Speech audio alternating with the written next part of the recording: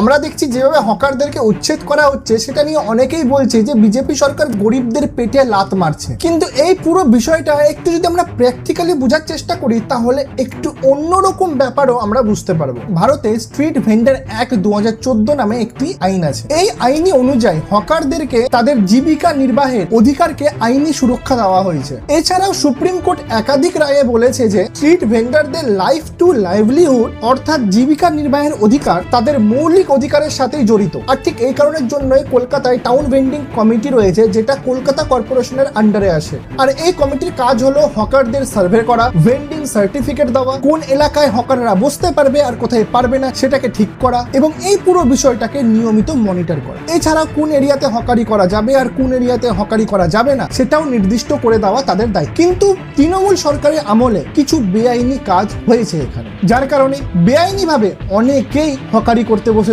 এবার আইন অনুযায়ী হকারদেরকেও কিছু নিয়ম মেনে চলতে হবে। যেমন হকারি করতে গিয়ে পাবলিক চলাচলকে আটকানো যাবে না, মানে ফুটপাথ ক্লিয়ার রাখতে হবে, এমার্জেন্সি অ্যাক্সেসকে ব্লক করা যাবে না। এছাড়াও হকারি করতে গিয়ে কোনো রকম ট্রাফিকেও যেন সমস্যা না আসে এবং লোকাল ভেন্ডিং রুলসকেও তাদেরকে মেনে চলতে হবে। তো এই তো হয়ে গেল নিয়মের ব্যাপার। এবার বর্তমানে কলকাতা শহর জুড়ে হকারদের উপর যেটা হচ্ছে সেটা যদি একটু সহজভাবে বুঝি তাহলে একটা সিম্পল ব্যাপার তোমাদেরকে বলি। ধরো কোনো ছোট মাঝারি বা বড় ব্যবসায়ী তারা যখন কলকাতায় আসে ইনভেস্টিং এর জন্য, ধরো কেউ ট্রেনে আসলো অথবা কেউ ফ্লাইটে, তখন তাদের শহরের প্রথম ইমপ্রেশনটাই মাথায় বসে যায়। এখন যদি তারা দেখে শহরের চারিদিকে এলোমেলো ভাবে হকারি চলছে, রাস্তা জ্যাম হচ্ছে, চলাচলের সমস্যা হচ্ছে, তাহলে স্বাভাবিকভাবেই তাদের মাথায় একটা নেগেটিভ ইমপ্রেশন কিন্তু তৈরি হয়ে যাবে। এমনিতেই তো আমাদের রাজ্যে বিনিয়োগ খুব বেশি আসে না, তার উপর যদি কোনো ইনভেস্টার শহরের এই পরিস্থিতি দেখে পিছিয়ে যায় তাহলে ভবিষ্যতে ইনভেস্টমেন্ট, নতুন কাজের সুযোগ আর নতুন কর্মসংস্থান সবকিছুরই উপরেই কিন্তু এর প্রভাব পড়বে। তাই শহরকে গুছিয়ে রাখা, সিস্টেমের মধ্যে রাখা আর সবকে সুন্দরভাবে ম্যানেজ করাও কিন্তু সরকারের একটা কাজ।